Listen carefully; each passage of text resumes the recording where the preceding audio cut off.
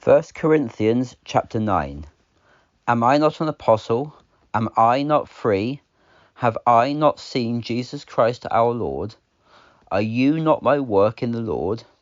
If I am not an apostle to others, yet indeed I am to you, for you are the seal of my apostleship in the Lord. This is my answer to those who examine me. Do we have no right to eat and drink? Do we not have the right to take along a believing wife, as do the other apostles, the brothers of the Lord, and Cephas? Or is it only Barnabas and I who have no right to refrain from working? Who goes to war at any time at their own expense? Who plants a vineyard, but does not eat of its fruit? Or who feeds a flock, but does not drink of the flock's milk? Do I say these things as a man? Or does the law not say the same thing also? For it is written in the law of Moses, You shall not muzzle the mouth of the ox while it treads out the grain. Is God concerned about oxen? Or does he say it completely for our sake? For our sake, no doubt. This is written so that he who ploughs should plough in hope, and that he who threshes in hope should partake of his hope. If we have sown for you spiritual things, is it a great thing if we reap your material things? If others partake of this right over you, should not we instead? Nevertheless, we have not used this right, but suffer all things, lest we might hinder the gospel of Christ.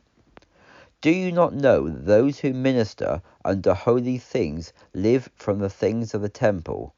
And do you not know that those who wait at the altar partake of the altar? In the same way, the Lord ordained that those who preach the gospel should live from the gospel. But I have used none of these rights, nor have I written these things that it should be so done to me.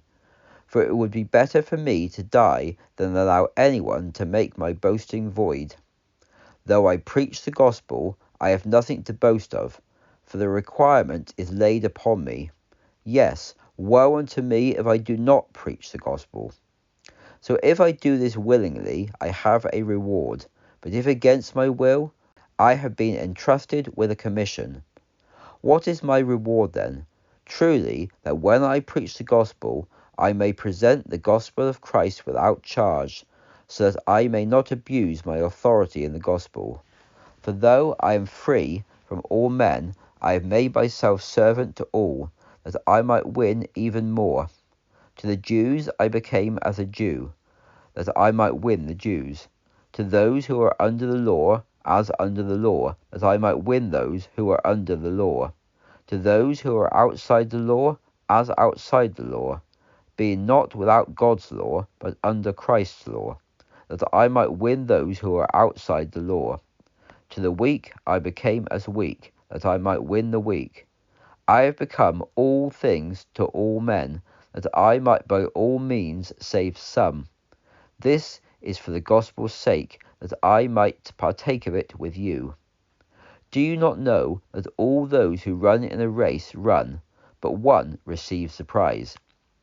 So run, that you may obtain it. Everyone who strives for the prize exercises self-control in all things. Now they do it to obtain a corruptible crown, but we an incorruptible one. So therefore, I run, not with uncertainty.